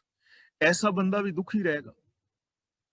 ਤੇ ਦੂਜਾ ਬੰਦਾ ਸੁਪਰੀਅਰਿਟੀ ਕੰਪਲੈਕਸ, ਕਿ ਜੋ ਕਰ ਸਕਣਾ ਮੈਂ ਹੀ ਕਰ ਸਕਣਾ, ਬਾਕੀ ਸਾਰੀ ਦੁਨੀਆ ਹੀ ਗਲਤ ਹੈ, ਉਹ ਬੰਦਾ ਵੀ ਦੁਖੀ ਰਹੇਗਾ। ਐਸੇ ਲੋਕ ਪੈਰਾਨਾਇਡ ਪਰਸਨੈਲਿਟੀ ਡਿਸਆਰਡਰ ਦੇ ਸ਼ਿਕਾਰ ਹੋ ਜਾਂਦੇ ਨੇ। ਜੋ ਸੁਪਰੀਅਰਿਟੀ ਕੰਪਲੈਕਸ ਦੇ ਸ਼ਿਕਾਰ ਨੇ, ਉਹਨਾਂ ਦੇ ਨਾਲ ਜੀਵਨ ਬਿਤਾਉਣਾ ਬੜਾ ਔਖਾ ਹੋ ਜਾਂਦਾ ਹੈ। ਉਹਨਾਂ ਦੇ ਪਰਿਵਾਰ ਦੇ ਲੋਕ, ਉਹਨਾਂ ਦੇ ਸੰਗੀ ਸਾਥੀ ਵੀ ਔਖੇ ਹੋ ਜਾਂਦੇ ਨੇ। ਇਸ ਲਈ ਗੁਰੂ ਦੇ ਗਿਆਨ ਤੋਂ ਬਿਨਾ ਬੰਦਾ ਘੁੱਪ ਹਨੇਰੇ ਵਿੱਚ ਔਰ ਅਹੰਕਾਰ ਦੇ ਅੰਦਰ ਜ਼ਿੰਦਗੀ ਜੀਂਦਾ ਹੈ। ਨਾਨਕ ਬਿਨ ਗੁਰ ਮੂਆ ਜਨਮ ਹਾਰ। ਹਾਰ ਦਾ ਮਤਲਬ ਹਾਰ ਕੀ? ਤਾਂ ਗੁਰੂ ਪਾਤਸ਼ਾਹ ਜੀ ਕਹਿੰਦੇ ਨੇ, ਹੇ ਨਾਨਕ ਆਖ ਕਿ ਸਤਿਗੁਰ ਤੋਂ ਬਿਨਾ, ਗੁਰੂ ਦੇ ਦੱਸੇ ਰਾਹਾਂ ਤੇ ਤੁਰਨ ਤੋਂ ਬਿਨਾ ਬੰਦਾ ਜ਼ਿੰਦਗੀ ਹਾਰ ਕੇ ਮਰਦਾ ਹੈ। ਮਰਨ ਦਾ ਮਤਲਬ ਆਤਮਕ ਮੌਤ ਸਹਿੜ ਲੈਂਦਾ ਹੈ। ਮਨੁੱਖ ਜੀਵਨ ਦੀ ਬਾਜੀ ਹਾਰ ਜਾਂਦਾ ਹੈ ਔਰ ਆਤਮਕ ਮੌਤ ਸਹਿੜ ਲੈਂਦਾ ਹੈ। ਦੇਖੋ, ਹਾਰਨ ਦਾ ਮਤਲਬ ਇਹ ਹੁੰਦਾ ਹੈ ਕਿ ਆਪਣਾ ਸਾਰਾ ਕੁਝ ਗਵਾ ਦੇਣਾ ਔਰ ਕਿਸੇ ਦੇ ਗੁਲਾਮ ਹੋ ਜਾਣਾ। ਹੁਣ ਹਾਰ ਔਰ ਜਿੱਤ ਕੀ ਹੈ? ਸਾਡੇ ਮਨ ਦੇ ਅੰਦਰ ਕਿੰਨੇ ਸਾਰੇ ਵਿਕਾਰ ਆਉਂਦੇ ਨੇ, ਬਹੁਤ ਸਾਰੀਆਂ ਗਲਤ ਭਾਵਨਾਵਾਂ ਆਉਂਦੀਆਂ ਨੇ, ਤੇ ਮਨੁੱਖ ਉਹਨਾਂ ਗਲਤ ਭਾਵਨਾਵਾਂ ਦੇ ਅੰਦਰ ਜਿਹੜੇ ਗਲਤ ਜਜ਼ਬੇ ਨੇ, ਗੈਰ ਇਨਸਾਨੀਅਤ ਵਾਲੇ, ਉਹਨਾਂ ਅੱਗੇ ਗੋਡੇ ਟੇਕ ਦਿੰਦਾ ਹੈ। ਅਹੰਕਾਰ ਹੋ ਗਿਆ, ਵਿਕਾਰ ਹੋ ਗਏ, ਪਾਪ ਹੋ ਗਿਆ, ਅਪਰਾਧ ਹੋ ਗਿਆ, ਗੈਰ ਇਨਸਾਨੀਅਤ ਵਾਲੇ ਕਰਮ ਹੋ ਗਏ, ਔਰ ਬੰਦੇ ਨੇ ਆਪਣੀ ਇਨਸਾਨੀਅਤ ਨੂੰ ਖਤਮ ਕਰ ਲਿਆ। ਲੇਕਿਨ ਕੁਝ ਲੋਕ ਐਸੇ ਨੇ ਜੋ ਜੀਵਨ ਬਾਜੀ ਨੂੰ ਜਿੱਤ ਕੇ ਜਾਂਦੇ ਨੇ, ਜੋ ਇਨਸਾਨੀਅਤ ਵਾਸਤੇ ਬਹੁਤ ਕੁਝ ਸਮਾਜ ਵਾਸਤੇ ਕਰ ਜਾਂਦੇ ਨੇ, ਜਿਨ੍ਹਾਂ ਦੀ ਜ਼ਿੰਦਗੀ ਵਿੱਚ ਸੱਚ ਹੈ, ਸੰਤੋਖ ਹੈ, ਦਇਆ ਹੈ, ਧਰਮ ਹੈ, ਧੀਰਜ ਹੈ, ਗਿਆਨ ਹੈ, ਵੈਰਾਗ ਹੈ, ਨਿਰਭੈਤਾ ਹੈ, ਨਿਰਵੈਰਤਾ ਹੈ, ਪਿਆਰ ਮੁਹੱਬਤ ਹੈ। ਉਹ ਬੰਦੇ ਜ਼ਿੰਦਗੀ ਜਿੱਤ ਕੇ ਜਾਂਦੇ ਨੇ। ਉਹਨਾਂ ਦੀ ਜਗ੍ਹਾ ਲੋਕਾਂ ਦੇ ਦਿਲਾਂ ਦੇ ਅੰਦਰ ਹੁੰਦੀ ਹੈ, ਲੋਕਾਂ ਦੇ ਦਿਲਾਂ ਤੇ ਰਾਜ ਕਰਦੇ ਨੇ। ਸਰੀਰਕ ਮੌਤ ਤੋਂ ਬਾਅਦ ਵੀ ਲੋਕ ਉਹਨਾਂ ਨੂੰ ਯਾਦ ਕਰਦੇ ਨੇ, ਸਰੀਰਕ ਜ਼ਿੰਦਗੀ ਜੀਂਦਿਆਂ ਉਹਨਾਂ ਨੂੰ ਮਾਣ, ਆਦਰ ਔਰ ਸਤਿਕਾਰ ਮਿਲਦਾ ਹੈ। ਤਾਂ ਜਿਹੜਾ ਬੰਦਾ ਗੁਰੂ ਦੇ ਦੱਸੇ ਰਾਹਾਂ ਤੋਂ ਬਿਨਾਂ ਹੈ, ਗੁਰੂ ਗਿਆਨ ਦੀ ਅਗਵਾਈ ਵਿੱਚ ਨਹੀਂ ਤੁਰਦਾ, ਗਿਆਨ ਦੀ ਵਰਤੋਂ ਨਹੀਂ ਕਰਦਾ, ਤਾਂ ਉਹ ਆਤਮਕ ਮੌਤੇ ਮਰ ਜਾਂਦਾ ਹੈ। ਆਤਮਕ ਮੌਤੇ ਮਰਨ ਦਾ ਮਤਲਬ ਉਹਦੀ ਜ਼ਮੀਰ ਮਰ ਜਾਂਦੀ ਹੈ, ਉਹਦੇ ਅੰਦਰੋਂ ਇਨਸਾਨੀਅਤ ਖਤਮ ਹੋ ਜਾਂਦੀ ਹੈ, ਉਹਦੇ ਅੰਦਰ ਸੁੱਖ ਚੈਨ ਆਦਿਕ ਨਹੀਂ ਰਹਿੰਦਾ, ਸਗੋਂ ਵਿਕਾਰਾਂ ਦੇ ਅੰਦਰ ਦੁੱਖ ਹੀ ਹੁੰਦਾ ਰਹਿੰਦਾ ਹੈ। ਗੁਰਮੁਖ ਮਨ ਜੀਤਾ ਹੂੰ ਮੈਂ ਮਾਰ। ਗੁਰਮੁਖ ਤੇ ਥੋੜਾ ਜਿਹਾ ਰੁਕਾਂਗੇ। ਗੁਰਮੁਖ ਮਨ ਜੀਤਾ, ਇੱਥੇ ਵਿਸਰਾਮ ਲਾਵਾਂਗੇ। ਹੂੰ ਮੈਂ ਮਾਰ, ਇੱਥੇ ਮਾਰ ਦੇ ਰਾਰੇ ਨਾਲ ਸਿਹਾਰੀ, ਜਿਸ ਦਾ ਮਤਲਬ ਮਾਰ ਕੇ। ਜੋ ਮਨੁੱਖ ਗੁਰੂ ਦੇ ਹੁਕਮ ਵਿੱਚ ਤੁਰਦਾ ਹੈ, ਉਸਨੇ ਆਪਣੀ ਹਉਮੈ ਨੂੰ ਮਾਰ ਕੇ ਆਪਣਾ ਮਨ ਜਿੱਤ ਲਿਆ ਹੈ। ਮਨ ਜਿੱਤਣ ਦਾ ਮਤਲਬ ਆਪਣੀ ਹਉਮੈ ਨੂੰ ਮਾਰਨਾ, ਤੇ ਹਉਮੈ ਦਾ ਮਤਲਬ ਹੈ ਕਿ ਮੈਂ ਰੱਬ ਦੇ ਨਾਲੋਂ ਇੱਕ ਵੱਖਰੀ ਹਸਤੀ ਹਾਂ। ਇਹੀ ਹਉਮੈ ਹੈ। ਹਉਮੈ ਇਹ ਜਾਤ ਹੈ ਕਿ ਮੈਂ ਰੱਬ ਨਾਲੋਂ ਵੱਖਰੀ ਹਸਤੀ ਹਾਂ, ਇਹੀ ਹਉਮੈ ਹੈ। ਔਰ ਇਹਦੇ ਦੋ ਵਿੰਗੜੇ ਹੋਏ ਰੂਪ ਨੇ, ਇਨਫੀਰੀਅਰਿਟੀ ਕੰਪਲੈਕਸ ਤੇ ਸੁਪੀਰੀਅਰਿਟੀ ਕੰਪਲੈਕਸ। ਜੋ ਗੁਰੂ ਦੇ ਦੱਸੇ ਰਾਹਾਂ ਤੇ ਤੁਰਦਾ ਹੈ, ਉਹ ਆਪਣੇ ਮਨ ਨੂੰ ਜਿੱਤ ਲੈਂਦਾ। ਨਾ ਉਹਦੇ ਅੰਦਰ ਇਨਫੀਰੀਅਰਿਟੀ ਕੰਪਲੈਕਸ ਹੈ, ਨਾ ਉਹਦੇ ਅੰਦਰ ਸੁਪੀਰੀਅਰਿਟੀ ਕੰਪਲੈਕਸ ਹੈ। ਉਹ ਇਹ ਸਮਝਦਾ ਹੈ ਕਿ ਮੈਂ ਵੀ ਦੂਜੇ ਇਨਸਾਨਾਂ ਵਰਗਾ ਇੱਕ ਇਨਸਾਨ ਹਾਂ, ਦੂਜੇ ਇਨਸਾਨ ਵੀ ਮੇਰੇ ਵਰਗੇ ਇਨਸਾਨ ਨੇ। ਆਮ ਅਸੀਂ ਸੁਣਦੇ ਹਾਂ ਨਾ ਕਿ ਵੱਡਾ ਜਾਂ ਮਹਾਨ ਬੰਦਾ ਕੌਣ ਹੈ? ਵੱਡਾ ਜਾਂ ਮਹਾਨ ਬੰਦਾ ਉਹ ਹੁੰਦਾ ਹੈ ਜਿਹਦੇ ਕੋਲ ਬੈਠ ਕੇ ਬੰਦਾ ਆਪਣੇ ਆਪ ਨੂੰ ਨੀਵਾਂ ਮਹਿਸੂਸ ਨਾ ਕਰੇ। ਕਿਸੇ ਬੰਦੇ ਦੇ ਕੋਲ ਜਾਓ ਤੇ ਉਹ ਤੁਹਾਨੂੰ ਨੀਵਾਂ ਮਹਿਸੂਸ ਨਾ ਕਰਾਏ, ਵੱਡਾ ਬੰਦਾ ਅਸੀਂ ਉਹਨੂੰ ਕਹਿ ਸਕਦੇ ਹਾਂ ਜਿਹਦੀ ਸੋਚ ਵੱਡੀ ਹੈ। ਜਿਹਦੀ ਸੋਚ ਵੱਡੀ ਹੈ, ਵੱਡਾ ਉਹੀ ਹੈ ਨਾ। ਵੱਡਾ ਕੋਈ ਧਨ ਕਰਕੇ ਨਹੀਂ ਹੈ, ਵੱਡਾ ਕੋਈ ਸਰੀਰਕ ਬਲ ਕਰਕੇ ਨਹੀਂ ਹੈ। ਠੀਕ ਹੈ, ਜਿਹਦੇ ਕੋਲ ਸਰੀਰਕ ਬਲ ਹੈ ਉਹ ਕਿਸੇ ਤੇ ਅਤਿਆਚਾਰ ਕਰ ਸਕਦਾ ਹੈ, ਜ਼ੁਲਮ ਕਰ ਸਕਦਾ ਹੈ। ਜੇ ਉਹ ਜ਼ੁਲਮ ਨਾ ਕਰੇ, ਆਪਣੇ ਸਰੀਰਕ ਬਲ ਨੂੰ ਠੀਕ ਪ੍ਰਯੋਗ ਕਰਦਾ ਹੈ, ਤਾਂ ਉਹ ਜ਼ਿੰਦਗੀ ਦੇ ਅੰਦਰ ਬਹੁਤ ਕੁਝ ਕਰ ਸਕਦਾ ਹੈ। ਪਰ ਵੱਡਾ ਬੰਦਾ ਉਹ ਹੈ ਜਿਸ ਦੇ ਅੰਦਰ ਸ਼ੁਭ ਗੁਣ ਨੇ, ਜਿਹਦੇ ਅੰਦਰ ਸ਼ੁਭ ਗੁਣ ਨੇ, ਜੋ ਸੱਚੇ ਰਾਹਾਂ ਤੇ ਚੱਲ ਰਿਹਾ ਹੈ, ਜਿਹਦੀ ਸੋਚ ਵਿਸ਼ਾਲ ਹੈ। ਜਿਹਦੀ ਸੋਚ ਵਿਸ਼ਾਲ ਹੋਏਗੀ, ਉਹਦੇ ਕੋਲ ਪੈਸਾ ਵੀ ਹੋਏਗਾ, ਉਹਦੇ ਕੋਲ ਸਰੀਰਕ ਤਾਕਤ ਵੀ ਹੋਏਗੀ, ਲੇਕਿਨ ਉਹ ਇਹਨਾਂ ਚੀਜ਼ਾਂ ਦਾ ਮਿਸਯੂਜ਼ ਨਹੀਂ ਕਰੇਗਾ, ਸੱਚ ਦਾ ਉਤਾਰ ਨਹੀਂ ਹੋਵੇਗਾ, ਉਹ ਕਿਸੇ ਨੂੰ ਨੀਵਾਂ ਨਹੀਂ ਵਿਖਾਏਗਾ, ਉਹ ਆਪਣੀ ਜਿਹੜੀ ਮਨ ਦੀ ਮੱਤ ਹੈ ਉਹਨੂੰ ਖਤਮ ਕਰ ਲਵੇਗਾ, ਉਹ ਆਪ ਖੁਦਰਾ ਨਹੀਂ ਹੋਏਗਾ। ਆਪ ਖੁਦਰਾ ਮਨੁੱਖ ਸਮਾਜਿਕ ਨਿਯਮਾਂ ਨੂੰ ਵੀ ਤੋੜਦਾ ਹੈ, ਦੇਸ਼ ਤੇ ਕਿਸ ਦੇ ਕਾਨੂੰਨਾਂ ਨੂੰ ਵੀ ਤੋੜਦਾ ਹੈ, ਧਰਮ ਦੀ ਦੁਨੀਆ ਵਿੱਚ ਵੀ, ਔਰ ਆਸੇ-ਪਾਸੇ ਚੌਗਿਰਦੇ ਵੀ ਉਹ ਆਪਣੀਆਂ ਮਨ ਮਰਜ਼ੀਆਂ ਹੀ ਕਰਦਾ ਹੈ। ਲੇਕਿਨ ਜੋ ਗੁਰੂ ਦੇ ਦੱਸੇ ਰਾਹਾਂ ਤੇ ਤੁਰਨ ਵਾਲਾ ਹੈ, ਉਹ ਇਨਸਾਨ ਗਿਆਨ ਦੀ ਵਰਤੋਂ ਕਰਦਾ ਹੈ, ਔਰ ਗਿਆਨ ਦੀ ਵਰਤੋਂ ਕਰਦਾ ਹੋਇਆ ਚੰਗੀ ਸ਼ੁਭ ਜ਼ਿੰਦਗੀ ਜੀਂਦਾ ਹੈ। ਤੇ ਐਸੀ ਜ਼ਿੰਦਗੀ ਜੀਣ ਲਈ ਆਪਣੇ ਮਨ ਤੇ ਕੰਟਰੋਲ ਕਰਨਾ ਅਤਿਅੰਤ ਜ਼ਰੂਰੀ ਹੈ। ਉਹ ਬੰਦਾ ਜੋ ਆਪਣੇ ਮਨ ਦੀ ਮੱਤ ਛੱਡ ਕੇ ਗੁਰੂ ਦੀ ਮੱਤ ਦਾ ਧਾਰਨੀ ਹੋ ਜਾਂਦਾ ਹੈ, ਉਹ ਆਪਣੇ ਮਨ ਨੂੰ ਜਿੱਤ ਲੈਂਦਾ ਹੈ, ਹਉਮੈ ਨੂੰ ਮਾਰ ਲੈਂਦਾ ਹੈ। ਗੁਰਮੁਖ ਸਾਚ ਰੱਖਿਆ ਉਰਤਾਰ। ਹੁਣ ਗੁਰਮੁਖ ਦੀ ਨਿਸ਼ਾਨੀ ਕੀ ਹੈ? ਜਿਨੇ ਹਉਮੈ ਨੂੰ ਮਾਰ ਲਿਆ ਜਾਂ ਜੋ ਰੱਬ ਦੇ ਅੰਦਰ ਮਿਲ ਗਿਆ ਹੈ, ਉਹਦੀ ਨਿਸ਼ਾਨੀ ਕੀ ਹੈ? ਗੁਰਮੁਖ ਸਾਚ ਰੱਖਿਆ ਉਰਤਾਰ। ਗੁਰੂ ਦੇ ਦੱਸੇ ਰਾਹ ਤੇ ਤੁਰਨ ਵਾਲੇ ਇਨਸਾਨ ਨੇ ਸੱਚ ਹਿਰਦੇ ਵਿੱਚ ਧਾਰਨ ਕੀਤਾ ਹੋਇਆ ਹੈ। ਉਹ ਸੱਚ ਨੂੰ ਹਿਰਦੇ ਵਿੱਚ ਟਿਕਾਈ ਰੱਖਦਾ ਹੈ। ਹਿਰਦੇ ਦਾ ਮਤਲਬ ਮੈਂਟੈਲਿਟੀ, ਸੋਚ। ਉਹਦੀ ਸੋਚ ਸੱਚੀ ਹੁੰਦੀ ਹੈ। ਉਹਦੀ ਸੋਚ ਦੇ ਅੰਦਰ ਕੋਈ ਹੇਰਾ ਫੇਰੀ ਨਹੀਂ, ਕੋਈ ਬਨਾਵਟ ਨਹੀਂ। ਜੈਸਾ ਉਹ ਅੰਦਰੋਂ ਹੈ ਵੈਸਾ ਹੀ ਉਹ ਬਾਹਰੋਂ ਹੈ, ਜੈਸਾ ਉਹ ਬਾਹਰੋਂ ਦਿਸ ਰਿਹਾ ਹੈ ਵੈਸਾ ਉਹ ਅੰਦਰੋਂ ਹੈ, ਅੰਦਰੋਂ ਬਾਹਰੋਂ ਉਹ ਸੱਚਾ ਸੁੱਚਾ ਬੰਦਾ ਹੈ। ਬਸ ਇਹ ਹੀ ਹੈ ਰੱਬ ਨੂੰ ਪਾਣਾ, ਸੱਚ ਨੂੰ ਪਾ ਲੈਣਾ, ਸੱਚ ਦੇ ਅੰਦਰ ਆਪਣੀ ਸੋਚ ਨੂੰ ਮਿਲਾ ਲੈਣਾ। ਇਹੀ ਰੱਬ ਦੀ ਪ੍ਰਾਪਤੀ ਹੈ। ਕਾਸ਼ ਸਾਨੂੰ ਇਹ ਚੀਜ਼ ਸਮਝ ਆ ਜਾਏ, ਕਿੰਨਾ ਸੌਖਾ ਜੀਵਨ ਹੋ ਜਾਏਗਾ। ਤਾਂ ਗੁਰੂ ਪਾਤਸ਼ਾਹ ਜੀ ਕਹਿੰਦੇ ਨੇ, ਗੁਰੂ ਦੇ ਦੱਸੇ ਰਾਹਾਂ ਤੇ ਤੁਰਨ ਵਾਲਾ ਬੰਦਾ ਸੱਚ ਨੂੰ ਆਪਣੇ ਹਿਰਦੇ ਦੇ ਅੰਦਰ ਹਮੇਸ਼ਾ ਹਮੇਸ਼ਾ ਟਿਕਾਈ ਰੱਖਦਾ ਹੈ। ਇੱਕ ਪਲ ਵਾਸਤੇ ਵੀ ਉਹ ਸੱਚ ਤੋਂ ਦੂਰ ਨਹੀਂ ਹੁੰਦਾ। ਤੇ ਆਮ ਅਸੀਂ ਦੇਖਦੇ ਹਾਂ ਸਾਡੀ ਆਪਣੀ ਜ਼ਿੰਦਗੀ ਐਵੇਂ ਬੀਤਦੀ ਹੈ ਕਿ ਅਸੀਂ ਨਿੱਕੇ ਨਿੱਕੇ ਝੂਠ ਬੋਲਦੇ ਹਾਂ, ਜਿਨ੍ਹਾਂ ਝੂਠਾਂ ਦਾ ਨਾ ਸਾਨੂੰ ਕੋਈ ਲਾਭ ਹੁੰਦਾ ਨਾ ਕੋਈ ਨੁਕਸਾਨ ਹੁੰਦਾ। ਤੇ ਐਸੇ ਨਿੱਕੇ ਨਿੱਕੇ ਝੂਠ ਬੋਲ ਕੇ ਹੁੰਦਾ ਕੀ ਹੈ, ਉਹ ਝੂਠ ਫੜੇ ਜਾਂਦੇ ਨੇ। ਜਦੋਂ ਝੂਠ ਫੜੇ ਜਾਣਗੇ, ਭਾਵੇਂ ਉਹ ਛੋਟੇ ਛੋਟੇ ਹੋਣ, ਫਿਰ ਸਾਡਾ ਵਿਸ਼ਵਾਸ ਗਵਾਚ ਜਾਂਦਾ ਹੈ ਕਿ ਇਹਨੇ ਉਹ ਵੀ ਝੂਠ ਬੋਲਿਆ ਸੀ, ਦੂਜਾ ਕਹਿੰਦਾ ਮੇਰੇ ਕੋਲ ਇਹਨੇ ਇਹ ਗੱਲ ਕਹੀ ਸੀ, ਤੀਜਾ ਕਹਿੰਦਾ ਮੇਰੇ ਕੋਲ ਇਹ, ਤੇ ਉਹ ਸਾਡੇ ਝੂਠ ਫੜੇ ਜਾਂਦੇ ਨੇ। ਫਿਰ ਸਾਡਾ ਵਿਸ਼ਵਾਸ ਗਵਾਚ ਜਾਂਦਾ ਹੈ ਤੇ ਫਿਰ ਅਸੀਂ ਲੋਕਾਂ ਦੇ ਉੱਤੇ ਦੋਸ਼ ਲਾਉਂਦੇ ਹਾਂ ਕਿ ਲੋਕ ਸਾਡਾ ਵਿਸ਼ਵਾਸ ਨਹੀਂ ਕਰਦੇ। ਹੁਣ ਬੰਦੇ ਨੂੰ ਬੰਦੇ ਤੇ ਵਿਸ਼ਵਾਸ ਕਿਉਂ ਨਹੀਂ ਰਿਹਾ? ਉਹਦਾ ਰੀਜ਼ਨ ਇਹ ਹੈ ਕਿ ਆਮ ਬੰਦੇ ਨੇ ਝੂਠ ਦਾ ਸਹਾਰਾ ਲਿਆ ਹੈ, ਤੇ ਝੂਠ ਦਾ ਸਹਾਰਾ ਜਦੋਂ ਬਹੁ ਗਿਣਤੀ ਨੇ ਲਿਆ ਤਾਂ ਜਿਹੜੇ ਥੋੜੇ ਬਹੁਤੇ ਸੱਚ ਬੋਲਣ ਵਾਲੇ ਵੀ ਸਨ, ਉਹਨਾਂ ਦਾ ਵੀ ਵਿਸ਼ਵਾਸ ਜਾਂਦਾ ਰਿਹਾ ਨਾ। ਵਿਸ਼ਵਾਸ ਕਿਉਂ ਗਿਆ? ਕਿਉਂਕਿ ਬੰਦੇ ਨੇ ਸੱਚ ਨੂੰ ਛੱਡ ਦਿੱਤਾ। ਕਦੇ ਸਿੱਖਾਂ ਵਾਸਤੇ ਇਤਿਹਾਸ ਦੇ ਅੰਦਰ ਲਿਖਿਆ ਹੋਇਆ ਮਿਲਦਾ ਹੈ ਕਿ ਜਿਹਦੀ ਸਿੱਖ ਗਵਾਹੀ ਦੇ ਦਿੰਦਾ ਸੀ ਨਾ, ਮੁਸਲਮਾਨ ਰਾਜ ਦੇ ਸਮੇਂ ਵੀ ਉਹਦੀ ਗਵਾਹੀ ਨੂੰ ਸੱਚ ਮੰਨਿਆ ਜਾਂਦਾ ਸੀ ਕਿ ਇਹ ਸਿੱਖ ਜਿਹੜਾ ਕਦੇ ਝੂਠ ਨਹੀਂ ਬੋਲਦਾ। ਇੰਨਾ ਉੱਚਾ ਕਰੈਕਟਰ ਸੀ ਔਰ ਇਹ ਹਕੀਕਤ ਸੀ। ਤੇ ਇਹ ਕਰੈਕਟਰ ਜਿਹੜਾ ਹੈ ਬੰਦੇ ਦਾ ਹੋਣਾ ਵੀ ਚਾਹੀਦਾ ਹੈ, ਸਿੱਖ ਦਾ ਤੇ ਘੱਟ ਤੋਂ ਘੱਟ ਹੋਣਾ ਹੀ ਚਾਹੀਦਾ ਹੈ। ਵੈਸੇ ਤੇ ਹਰ ਇਨਸਾਨ ਦਾ ਹੋਣਾ ਚਾਹੀਦਾ ਹੈ, ਕਿਉਂਕਿ ਇਨਸਾਨ ਦਾ ਫਰਜ਼ ਨਹੀਂ ਹੈ ਨਾ ਝੂਠ ਬੋਲਣਾ। ਇਨਸਾਨ ਹੋਣ ਦੇ ਨਾਤੇ ਸੱਚ ਬੋਲਣਾ ਚਾਹੀਦਾ ਹੈ। ਤੇ ਘੱਟ ਤੋਂ ਘੱਟ ਜੋ ਅਸੀਂ ਸਿੱਖ ਅਖਵਾਉਣ ਵਾਲੇ ਹਾਂ, ਸਾਨੂੰ ਇਸ ਪਾਸੇ ਧਿਆਨ ਦੇਣ ਦੀ ਜ਼ਰੂਰਤ ਹੈ, ਕਿਉਂਕਿ ਅਸੀਂ ਗੁਰੂ ਦਾ ਰੂਪ ਦਿੱਤਾ ਹੋਇਆ।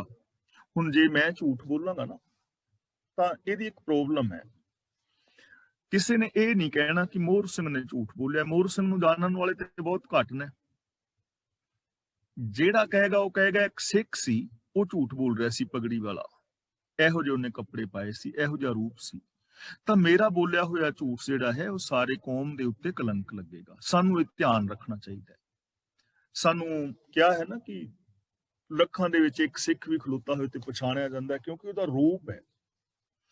ਤਾਂ ਇੱਕ ਮੁਸਲਮਾਨ ਵੀਰ ਨੇ ਬਹੁਤ ਸੁੰਦਰ ਇੱਕ ਆਰਟੀਕਲ ਲਿਖਿਆ ਸੀ, ਮੈਂ ਉਹਦਾ ਥੋੜਾ ਜਿਹਾ ਤੁਹਾਨੂੰ ਅੰਸ਼ ਸੁਣਾਉਣਾ ਵਾ। ਉਹ ਕਹਿੰਦਾ ਕਿ ਇਹ ਸਿੱਖ ਵੀਰ, ਤੂੰ ਰੱਬ ਦਾ ਜਲੌ ਹੈ, ਗੁਰੂ ਦਾ ਜਲੌ।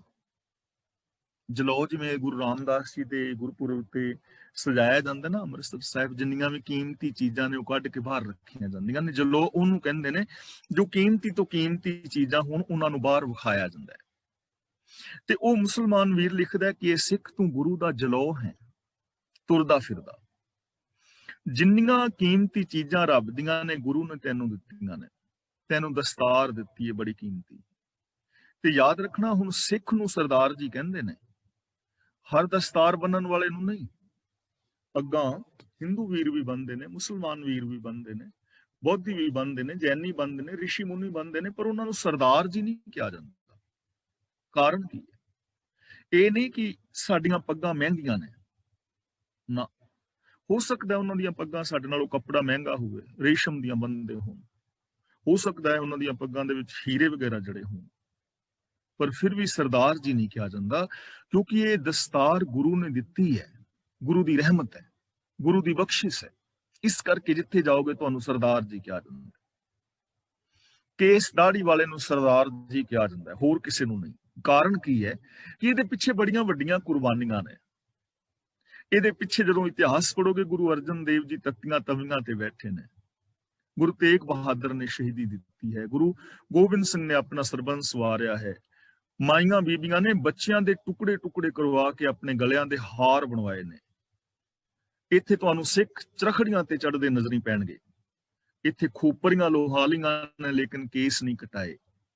ਇੰਨੀ ਕੁਰਬਾਨੀ ਹੈ, ਇੰਨੀ ਕੀਮਤ ਹੈ ਇਹਨਾਂ ਚੀਜ਼ਾਂ ਦੀ। ਇਸ ਲਈ ਉਹ ਕਹਿੰਦਾ ਕਿ ਇਹ ਜਿੰਨੀਆਂ ਵੀ ਕੀਮਤੀ ਚੀਜ਼ਾਂ ਨੇ ਗੁਰੂ ਨੇ ਤੈਨੂੰ ਦਿੱਤੀਆਂ ਨੇ, ਤੇ ਤੂੰ ਜਲੌ ਹੈ, ਲੱਖਾਂ ਦੇ ਵਿੱਚ ਤੂੰ ਕੱਲਾ ਪਛਾਣਿਆ ਜਾਂਦਾ ਹੈ। ਤੇ ਉਹ ਕਹਿੰਦਾ ਹੈ ਕਿ ਇਹ ਨਾ ਵੇਖੀ ਕਿ ਸਿਰਫ ਤੇਰੇ ਬਾਹਰ ਦੇ ਰੂਪ ਨੂੰ ਲੋਕ ਵੇਖ ਰਹੇ ਨੇ। ਤੇਰੀਆਂ ਦੋ ਅੱਖਾਂ ਨੇ, ਪਰ ਲੱਖਾਂ ਅੱਖਾਂ ਤੈਨੂੰ ਵੇਖ ਰਹੀਆਂ ਨੇ। ਲੋਕ ਤੇਰਾ ਨਜ਼ਰੀਆ ਵੀ ਵੇਖ ਰਹੇ ਨੇ ਕਿ ਵੇਖ ਕਿੱਧਰ ਰਿਹਾ ਹੈ। ਇਸ ਲਈ ਆਪਣੀ ਨਜ਼ਰ ਦੇ ਉੱਤੇ ਵੀ ਕੰਟਰੋਲ ਰੱਖੀ। ਤੈਨੂੰ ਗੁਰੂ ਨੇ ਦਾਤ ਦਿੱਤੀ ਹੈ, ਵੇਖ ਪਰਾਈਆਂ ਚੰਗੀਆਂ ਮਾਵਾਂ ਧੀਆਂ ਭੈਣਾਂ ਜਾਣੇ। ਲੋਕ ਤੇਰੀ ਜ਼ਬਾਨ ਨੂੰ ਵੀ ਸੁਣਨਗੇ, ਇਸ ਲਈ ਆਪਣੀ ਜ਼ਬਾਨ ਦੇ ਉੱਤੇ ਕੰਟਰੋਲ ਕਰੀ। ਤੇਰੀ ਜ਼ਬਾਨ ਦੇ ਵਿੱਚੋਂ ਅੰਮ੍ਰਿਤਮਈ ਬੋਲ ਝਲਕਣੇ ਚਾਹੀਦੇ ਨੇ, ਕਿਉਂਕਿ ਗੁਰੂ ਨੇ ਤੇਰੀ ਜ਼ਬਾਨ ਦੇ ਉੱਤੇ ਤੈਨੂੰ ਅੰਮ੍ਰਿਤ ਛਕਾਇਆ ਹੈ। 5 ਛੋਲੇ ਤੈਨੂੰ ਦਿੱਤੇ ਨੇ ਨਾ, ਤੇਰੀ ਜ਼ਬਾਨ ਤੋਂ ਅੰਮ੍ਰਿਤ ਵਰਗੇ ਬੋਲ। ਤੇਰੀਆਂ ਅੱਖਾਂ ਵਿੱਚ ਛੱਟੇ ਪਾਏ ਨੇ ਪੰਜ, ਤੇਰੀਆਂ ਨਜ਼ਰਾਂ ਜਿਹੜੀਆਂ ਨੇ ਉਹ ਅੰਮ੍ਰਿਤ ਵਰਗੀਆਂ ਹੋਣੀਆਂ ਚਾਹੀਦੀਆਂ ਨੇ। ਤੇਰੀ ਸ਼ੀਸ਼ ਵਿੱਚ ਪੰਜ ਛੱਟੇ ਪਾਏ ਨੇ ਨਾ, ਇਸ ਲਈ ਤੇਰੀ ਸੋਚ ਅੰਮ੍ਰਿਤ ਵਰਗੀ ਹੋਣੀ ਚਾਹੀਦੀ ਹੈ। ਤੇਰੇ ਹੱਥਾਂ ਦੇ ਕਰਮ, ਜੇ ਤੂੰ ਲੱਖਾਂ ਚੋਂ ਪਛਾਣਿਆ ਜਾਂਦਾ ਹੈ ਨਾ, ਤੇ ਜਦੋਂ ਲੱਖਾਂ ਦੇ ਵਿੱਚ ਸ਼ਰਾਬ ਪੀਵੇਂਗਾ ਤਾਂ ਵੀ ਪਛਾਣਿਆ ਜਾਏਗਾ ਕਿ ਇੱਕ ਸਿੱਖ ਸ਼ਰਾਬ ਪੀ ਰਿਹਾ ਹੈ। ਇਸ ਲਈ ਆਪਣੇ ਕਰਮਾਂ ਦੇ ਉੱਤੇ ਕੰਟਰੋਲ ਰੱਖਣਾ ਹੈ, ਤੇਰੀ ਜ਼ਿੰਮੇਵਾਰੀ ਬਣਦੀ ਹੈ। ਗੁਰਮੁਖ ਸਾਚ ਰੱਖਿਆ ਉਰਤਾਰ, ਗੁਰੂ ਦੇ ਦੱਸੇ ਰਾਹਾਂ ਤੇ ਤੁਰਨ ਵਾਲਾ ਬੰਦਾ ਸੱਚ ਨੂੰ ਆਪਣੇ ਹਿਰਦੇ ਦੇ ਅੰਦਰ ਟਿਕਾ ਕੇ ਰੱਖਦਾ ਹੈ, ਉਹਦੀ ਸੋਚ ਸੱਚੀ ਹੋ ਜਾਂਦੀ ਹੈ। ਇਹ ਮਹਾਨਤਾ ਹੈ ਗੁਰਮੁਖ ਦੀ। ਗੁਰਮੁਖ ਜਗ ਜੀਤਾ, ਜਮਕਾਲ ਮਾਰ ਬਿਦਾਰ। ਬਿਦਾਰ ਦਾ ਮਤਲਬ ਹੁੰਦਾ ਪਾੜ ਕੇ, ਕਿਸੇ ਚੀਜ਼ ਨੂੰ ਪਾੜ ਨਹੀਂ ਦੇਈਦਾ। ਗੁਰੂ ਦੇ ਹੁਕਮ ਵਿੱਚ ਤੁਰਨ ਵਾਲੇ ਨੇ ਮੌਤ ਦਾ ਡਰ ਮੁਕਾ ਕੇ ਜਗਤ ਨੂੰ ਜਿੱਤ ਲਿਆ ਹੈ। ਉਹਨੇ ਤੇ ਮੌਤ ਦੇ ਡਰ ਨੂੰ ਪਾੜ ਕੇ ਸੁੱਟ ਦਿੱਤਾ, ਯਾਨੀ ਉਹ ਆਤਮਿਕ ਮੌਤ ਤੇ ਨਹੀਂ ਮਰਦਾ। ਗੁਰੂ ਦੇ ਦੱਸੇ ਰਾਹਾਂ ਤੇ ਤੁਰਨ ਵਾਲਾ, ਉਹਨੇ ਜਗਤ ਦੇ ਮੋਹ ਨੂੰ ਜਿੱਤ ਲਿਆ। ਉਹ ਸੈਲਫਿਸ਼ ਨਹੀਂ ਹੈ, ਉਹਦੇ ਅੰਦਰ ਵਿਕਾਰ ਨਹੀਂ ਹਨ। ਉਹਨੇ ਮੌਤ ਦੇ ਡਰ ਨੂੰ ਖਤਮ ਕਰ ਦਿੱਤਾ ਹੈ। ਸੱਚ ਦੇ ਰਾਹਾਂ ਤੇ ਤੁਰਦਾ ਹੋਇਆ ਉਹ ਕਦੇ ਮਰਨ ਤੋਂ ਡਰਦਾ ਨਹੀਂ, ਸਰੀਰਕ ਮੌਤ ਤੋਂ ਵੀ ਨਹੀਂ ਡਰਦਾ। ਔਰ ਉਹਨੇ ਜਮਕਾਲ ਦਾ ਮਤਲਬ ਆਤਮਿਕ ਮੌਤ ਨੂੰ ਖਤਮ ਕਰ ਦਿੱਤਾ ਹੈ। ਉਹਦੀ ਕਦੇ ਜ਼ਮੀਰ ਨਹੀਂ ਮਰਦੀ, ਉਹਦੇ ਅੰਦਰੋਂ ਕਦੇ ਇਨਸਾਨੀਅਤ ਨਹੀਂ ਮਰਦੀ, ਉਹਦੇ ਅੰਦਰੋਂ ਕਦੇ ਸੱਚ ਨਹੀਂ ਮਰਦਾ। ਉਹ ਹਮੇਸ਼ਾ ਸੱਚ ਦੇ ਨਾਲ ਜੁੜਿਆ ਹੋਇਆ ਹੈ। ਇਸ ਲਈ ਇਹ ਜੋਗੀ ਜਨੋ ਜੰਗਲਾਂ ਵਿੱਚ ਫਿਰਨਾ, ਸਮਾਧੀਆਂ ਲਾਣੀਆਂ, ਮਾਲਾ ਫੇਰਨੀਆਂ, ਇਹ ਵਾਧੂ ਦੇ ਕੰਮ ਨੇ। ਇਹਨਾਂ ਦੀ ਕੋਈ ਵੈਲਿਊ ਨਹੀਂ ਹੈ। ਵੈਲਿਊ ਹੈ ਸ਼ੁਭ ਗੁਣਾਂ ਦੀ, ਵੈਲਿਊ ਹੈ ਜ਼ਿੰਦਗੀ ਜੀਣ ਦੀ। ਸਮਾਧੀ ਲਾਉਣ ਦੀ ਕੋਈ ਵੈਲਿਊ ਨਹੀਂ ਕਿ ਸਵੇਰੇ 2 ਘੰਟੇ ਕੋਈ ਬੈਠਾ ਹੈ ਸਮਾਧੀ ਲਾਉਣ ਵਾਸਤੇ। ਵੈਲਿਊ ਉਹਦੀ ਹੈ ਜੋ ਸੱਚੀ ਜ਼ਿੰਦਗੀ ਜੀ ਰਿਹਾ ਹੈ, ਜੋ ਕਿਸੇ ਦੇ ਕੰਮ ਆ ਰਿਹਾ ਹੈ, ਜੋ ਮਨੁੱਖੀ ਹੱਕਾਂ ਵਾਸਤੇ ਕੁਝ ਕਰ ਰਿਹਾ ਹੈ, ਸਮਾਜ ਵਾਸਤੇ ਕੁਝ ਕਰ ਰਿਹਾ ਹੈ, ਜੋ ਸਤ ਸੰਤੋਖ, ਦਇਆ, ਧਰਮ, ਧੀਰਜ ਵਾਲੀ ਜ਼ਿੰਦਗੀ ਜੀ ਰਿਹਾ ਹੈ। ਉਸ ਇਨਸਾਨ ਦੀ ਉਹਨਾਂ ਕੰਮਾਂ ਦੀ ਵੈਲਿਊ ਹੈ। ਇਸ ਲਈ ਗੁਰੂ ਦੇ ਦੱਸੇ ਰਾਹਾਂ ਤੇ ਤੁਰਨ ਵਾਲੇ ਨੇ ਆਤਮਿਕ ਮੌਤ ਨੂੰ ਪਾੜ ਕੇ ਪਰੇ ਸੁੱਟ ਦਿੱਤਾ ਹੈ, ਔਰ ਉਹਨੇ ਜਗਤ ਆਦਿਕ ਦੇ ਮੋਹ ਨੂੰ ਜਿੱਤ ਲਿਆ ਹੈ। ਉਹ ਵਿਸ਼ਵ ਵਿਜੇਤਾ ਹੈ, ਮਨ ਜੀਤੇ ਜਗ ਜੀਤ ਵਾਲੀ ਅਵਸਥਾ ਹੈ। ਗੁਰਮੁਖ ਦਰਗਾਹ ਨਾ ਆਵੇ ਹਾਰ, ਗੁਰੂ ਦੇ ਹੁਕਮ ਵਿੱਚ ਤੁਰਨ ਵਾਲਾ ਮਨੁੱਖਾ ਬਾਜੀ ਦੀ ਹਾਰ ਕੇ ਹਜ਼ੂਰੀ ਵਿੱਚ ਨਹੀਂ ਜਾਂਦਾ, ਭਾਵ ਜਿੱਤ ਕੇ ਜਾਂਦਾ ਹੈ। ਦਰਗਾਹ ਨਾ ਆਵੇ ਹਾਰ ਦਾ ਮਤਲਬ ਉਹ ਹਾਰ ਕੇ ਰੱਬ ਦੇ ਸਾਹਮਣੇ ਪੇਸ਼ ਨਹੀਂ ਹੁੰਦਾ। ਮੀਨਸ ਕਿ ਉਹ ਜੀਵਨ ਬਾਜੀ ਹਾਰਦਾ ਨਹੀਂ, ਉਹ ਜੀਵਨ ਬਾਜੀ ਜਿੱਤ ਕੇ ਜਾਂਦਾ ਹੈ, ਰੱਬ ਦੀ ਹਜ਼ੂਰੀ ਵਿੱਚ ਟਿਕਦਾ ਹੈ। ਹੁਣ ਰੱਬ ਦੀ ਦਰਗਾਹ ਕਿਹੜੀ ਹੈ? ਜਿੱਥੇ ਰੱਬ ਹੈ ਉਹ ਦਰਗਾਹ ਹੈ। ਦਰਗਾਹ ਇਸ ਦੁਨੀਆ ਤੇ ਵੱਖਰੀ ਨਹੀਂ ਕਿ ਮਰਨ ਤੋਂ ਬਾਅਦ ਕੋਈ ਵੱਖਰੀ ਦਰਗਾਹ ਹੈ। ਹਰ ਥਾਂ ਦੇ ਉੱਤੇ ਰੱਬ ਹੈ। ਜਲ ਥਲ ਮਹੀਲ ਪੂਰਿਆ, ਰਵਿਆ ਵਿੱਚ ਵਣਾ। ਕਿਸੇ ਵੀ ਥਾਂ ਤੇ, ਦੁਨੀਆ ਦੇ ਕਿਸੇ ਵੀ ਕੋਨੇ ਤੇ ਗੁਰੂ ਦੇ ਦੱਸੇ ਰਾਹਾਂ ਤੇ ਤੁਰਨ ਵਾਲੇ ਇਨਸਾਨ ਨੂੰ ਯੂਨੀਵਰਸਲ ਟਰੁੱਥ ਦੇ ਬੇਸ ਦੇ ਉੱਤੇ ਪਰਖ ਕੇ ਦੇਖ ਲਓ, ਉੱਥੇ ਉਹ ਪੂਰਾ ਉਤਰੇਗਾ। ਕਿਤੇ ਵੀ ਉਹ ਹਾਰੇਗਾ ਨਹੀਂ, ਉਹ ਜਿੱਤੇਗਾ, ਕਿਉਂਕਿ ਉਹਦੀ ਜ਼ਿੰਦਗੀ ਦੇ ਵਿੱਚ ਵਿਕਾਰ ਹੈ ਹੀ ਨਹੀਂ, ਈਰਖਾ ਦਵੇਸ਼ ਹੈ ਹੀ ਨਹੀਂ। ਉਹ ਇਨਸਾਨੀਅਤ ਦੀ ਕਸਵੱਟੀ ਦੇ ਉੱਤੇ ਪੂਰਾ ਉਤਰ ਰਿਹਾ ਹੈ, ਹਰ ਥਾਂ ਦੇ ਉੱਤੇ। ਰਾਜਨੀਤਿਕ, ਧਾਰਮਿਕ, ਆਰਥਿਕ, ਸਮਾਜਿਕ, ਸਰੀਰਕ, ਮਾਨਸਿਕ, ਬੌਧਿਕ, ਆਤਮਿਕ, ਪਰਿਵਾਰਕ, ਵਿਵਹਾਰਕ ਤੌਰ ਤੇ ਕਿਤੇ ਵੀ ਪਰਖ ਲਓ। ਜੋ ਗੁਰੂ ਦੇ ਦੱਸੇ ਰਾਹ ਤੇ ਤੁਰਨ ਵਾਲਾ ਨਾ, ਸੱਚਾ ਸੁੱਚਾ ਇਨਸਾਨ, ਮੇਰੇ ਵਰਗਾ ਬਨੌਟੀ ਨਾ ਹੋਵੇ। ਉਹਦੇ ਨਜ਼ਰੀਏ ਨੂੰ ਪਰਖੋਗੇ, ਉਹ ਸੱਚਾ ਉਤਰੇਗਾ। ਉਹਦੇ ਬੋਲਾਂ ਨੂੰ ਪਰਖੋਗੇ, ਸੱਚਾ ਉਤਰੇਗਾ। ਉਹਦੀ ਸੋਚ ਨੂੰ ਪਰਖੋਗੇ, ਸੱਚਾ ਉਤਰੇਗਾ। ਉਹਦੇ ਹੱਥਾਂ ਦੇ ਕਰਮ ਸੱਚੇ ਹੋਣਗੇ, ਉਹਦਾ ਤੁਰਨਾ ਸੱਚਾ ਹੋਵੇਗਾ, ਉਹਦਾ ਸੁਣਨਾ ਸੱਚਾ ਹੋਵੇਗਾ। ਕਦੇ ਹਾਰ ਕੇ ਨਹੀਂ ਆਵੇਗਾ, ਉਹ ਹਮੇਸ਼ਾ ਜਿੱਤਦਾ ਹੈ ਜੀਵਨ ਬਾਜੀ ਨੂੰ। ਇਸੇ ਨੂੰ ਜੀਵਨ ਬਾਜੀ ਜਿੱਤਣਾ ਚਾਹੁੰਦੇ ਨੇ, ਕਹਿੰਦੇ ਨੇ ਗੁਰਮੁਖ ਮੇਲ ਮਿਲਾਏ ਸੋ ਜਾਣੇ। ਤੇ ਇੱਥੇ ਹੁਣ 2 ਮਾਤਰਾ ਲੱਗੀਆਂ ਨੇ, ਸੱਸੇ ਦੇ ਉੱਤੇ ਹੋੜਾ ਵੀ ਹੈ ਔਰ ਸੱਸੇ ਦੇ ਥੱਲੇ ਕੰਨਾ ਔਂਕੜ ਵੀ ਹੈ। ਅਸਲੀ ਜੋ ਸ਼ੁੱਧ ਸ਼ਬਦ ਹੈ ਉਹ ਹੈ ਸੋ, ਅਸਲੀ ਲਗ ਹੈ ਸੋ, ਹੋੜਾ। ਲੇਕਿਨ ਛੰਦ ਦੀ ਚਾਲ ਨੂੰ ਠੀਕ ਰੱਖਣ ਲਈ ਔਂਕੜ ਲਾਇਆ ਹੈ, ਇਸ ਲਈ ਔਂਕੜ ਪੜਨਾ ਹੈ, ਹੋੜਾ ਨਹੀਂ ਪੜਨਾ। ਸੋ ਗੁਰਮੁਖ ਮੇਲ ਮਿਲਾਏ ਸੋ ਜਾਣੈ, ਸੋ ਲੰਮਾ ਨਹੀਂ ਕਰਨਾ, ਸੋ ਥੋੜਾ ਜਿਹਾ। ਗੁਰਮੁਖ ਮੇਲ ਮਿਲਾਏ ਸੋ ਜਾਣੈ। ਮੇਲ ਦਾ ਮਤਲਬ ਸੰਜੋਗ ਦੀ ਰਾਹੀਂ, ਸੰਜੋਗ ਬਣਾ ਕੇ ਗੁਰਮੁਖ ਮਨੁੱਖ ਨੂੰ ਪ੍ਰਭੂ ਸੰਜੋਗ ਬਣਾ ਕੇ ਆਪਣੇ ਵਿੱਚ ਮਿਲਾ ਲੈਂਦਾ ਹੈ ਤੇ ਇਸ ਭੇਦ ਨੂੰ ਗੁਰਮੁਖ ਹੀ ਸਮਝਦਾ ਹੈ। ਯਾਨੀ ਜੋ ਗੁਰੂ ਦੇ ਦੱਸੇ ਰਾਹਾਂ ਤੇ ਤੁਰਦਾ ਹੈ ਨਾ, ਉਹ ਰੱਬ ਦੇ ਮੇਲ ਵਿੱਚ ਮਿਲ ਜਾਂਦਾ ਹੈ ਤੇ ਇਸ ਭੇਦ ਨੂੰ ਗੁਰਮੁਖ ਹੀ ਸਮਝਦਾ ਹੈ, ਕਿਉਂਕਿ ਉਹ ਗੁਰੂ ਦੇ ਦੱਸੇ ਰਾਹ ਤੇ ਤੁਰਿਆ ਹੈ। ਉਹਨੇ ਇਹਨਾਂ ਚੀਜ਼ਾਂ ਨੂੰ ਇੰਪਲੀਮੈਂਟ ਕੀਤਾ ਹੈ ਤੇ ਇੰਪਲੀਮੈਂਟ ਕਰਨ ਦੇ ਨਾਲ ਉਹਨੇ ਇਹਨਾਂ ਗੁਣਾਂ ਦੇ ਰਸ ਨੂੰ ਮਾਣਿਆ ਹੈ। ਹੁਣ ਉਹ ਹੀ ਜਾਣ ਪਾਏਗਾ ਨਾ ਜਿਹਨੇ ਮਾਣਿਆ, ਦੂਜਾ ਜਾਣ ਨਹੀਂ ਪਾਏਗਾ। ਹੁਣ ਮੈਂ ਮਨ ਬਚਨ ਕਰਮ ਕਰਕੇ ਸੱਚ ਬੋਲਦਾ ਹੀ ਨਹੀਂ, ਤੇ ਮਨ ਬਚਨ ਔਰ ਕਰਮ ਕਰਕੇ ਸੱਚ ਬੋਲਣ ਦਾ ਜਿਹੜਾ ਸੁੱਖ ਹੈ ਉਹਨੂੰ ਮੈਂ ਨਹੀਂ ਨਾ ਮਾਣ ਪਾਵਾਂਗਾ।